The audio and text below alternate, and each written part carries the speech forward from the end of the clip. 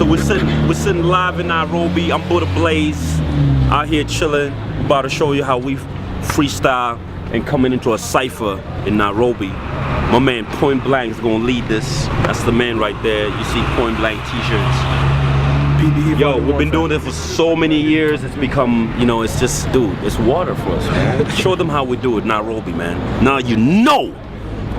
Let's warm it up, my man Checkmate coming through on the beatbox. Yeah, bring it in. 1 2 1 2 1 2.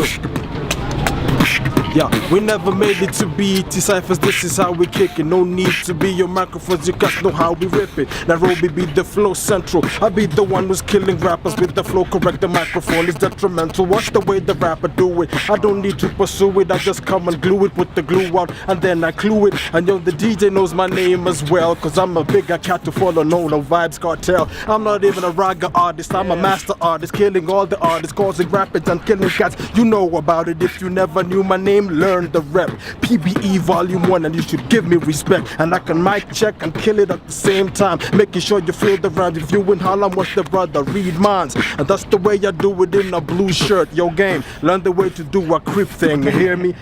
Yo, my name is Point Blank Evumbi, born Emmanuel Oluoch Nyakwada. I'm a sketch artist, animator, visual performer. I'm also an MC, event MC, and a freestyle MC. The issues I face as far as music and art is the problem that most artists in Kenya face. Number one, there's the stigma of what parents believe your art is supposed to be. Artists have never used to make money before. Like some of the visual artists who work in newspapers today, some of them make like 20,000 shillings a day from a single sketch. Visual artists coming up have a problem to penetrate up there because these guys are now finally making their money, but then comes this whole other generation of kids in their 20s and they have like 3-4 drawing styles. So it's a problem. Like in my case, I did my first newspaper commission at 19 and the pay was so bad and it was such a disrespectful pay in the sense of they gave me a crossed check for 1,000 shillings. That's less than $1, but they didn't care. So I decided the only way I could move myself up is to work on something else. I decided to go digital. The digital platform was, animation was more important to me at the time than sketch art. Because you could sell a sketch, fine. But many people when they come to Kenya, they expect to see people with paintings of Maasais and paintings of cows and paintings of gazelles, like the main nature things we have. Fine, we grew up around that.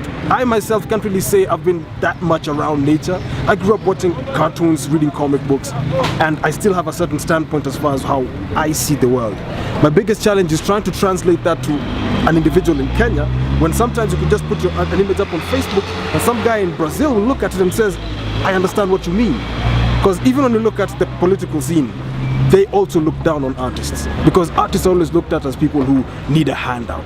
We're doing them a favor by giving them a commission. We're doing them a favor by calling them artists in the first place. So old people always believe that we're some desperate hobos sitting in a corner somewhere waiting for a call for them to do something. Well, here comes guys like myself, our young entrepreneurs. We're paying our own way. Money we make, even if it's 1,000 shillings today, 2,000 shillings tomorrow, it will pay for whatever I want to do the next day. My limitations are only dictated by myself right now. I own my own company. I'm working on my own publications, and as far as the world goes, no challenge now stands in my way. As far as I am concerned, visual artists can only make money or make success of themselves if they finally know what they want to do. That's another stigma that people have here. They don't know what they want to do. You want to be an artist, you want to make success of the art, be it music or visual art. But the problem is you made a few thousands and you thought you were done. Consistency is lacking, and I want to enforce consistency in my work. Yeah. Over here, the funny thing about the political scene in this country is everybody is quick to point fingers at guys who rob and steal in the streets. But let's talk about the guy who rob and steal through the law. Political prisoners, let's call them that. Like a guy would steal 1 chicken and get a 5-year sentence. A guy would steal 5 billion. He'd still get another term in office. So I made this sketch to ask people, what would happen when the Kenyan public finally decides, you know what, I'm not going to kill you. I'm not going to pick up a gun and try and shoot you. No. I'll just cut you off. If a whole country can decide, you know what, I don't like your opinion politically, therefore I will not support it, I won't stand for it. Just a silent coup by the people.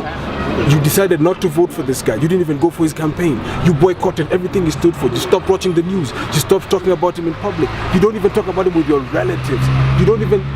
You start intermarrying to actually fight that thing they talk about, like tribes are what make us apart. Well, fact is, we are all 46 families. We're not tribes, we're families in one nation. We all stand under the same flag. How then does this flag get cut up into 46 pieces? It doesn't. Politicians need to know that.